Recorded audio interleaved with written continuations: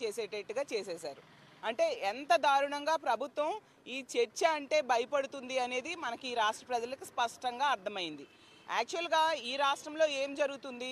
చంద్రబాబు నాయుడు గారి ప్రభుత్వం తిరుపతిలో కోట్లాది మంది భక్తులు భక్తితో సమర్పించిన డబ్బులు హెరిటేజ్కి అనుబంధంగా ఉన్న ఇందాపూర్ డైరీకి మళ్లించడానికి ప్రయత్నిస్తూ ఉంటే దాన్ని అడ్డుకట్ట వేస్తున్నాం మేము అని చెప్పి చర్చ కనుక జరిగితే ఇవన్నీ ఈ బాగోతాలన్నీ కూడా బయటపడతాయి అని భయపడి ఈరోజు చర్చికి వెనకడుగు వేస్తూ పారిపోతుంది ప్రభుత్వం. ప్రతి సందర్భంలో కూడా గత వారం రోజులుగా మేము చర్చి కావాలని ఎంతగా పట్టుబడుతున్నా ఇంతగా పారిపోతూ ఉండే పరిస్థితి. అందుకే అసలు హెరిటేజ్కి ఇందాపూర్కి ఉన్న సంబంధాలు బయటపడతాయని వీళ్ళు పారిపోతూ ఉన్నారు. అలాగే హెరిటేజ్కి బోలేబాబా సంస్థకి ఉన్న సంబంధాలు మేము బయట పెడతాము అని చెప్పి వీళ్ళు పారిపోతూ ఉండే పరిస్థితి.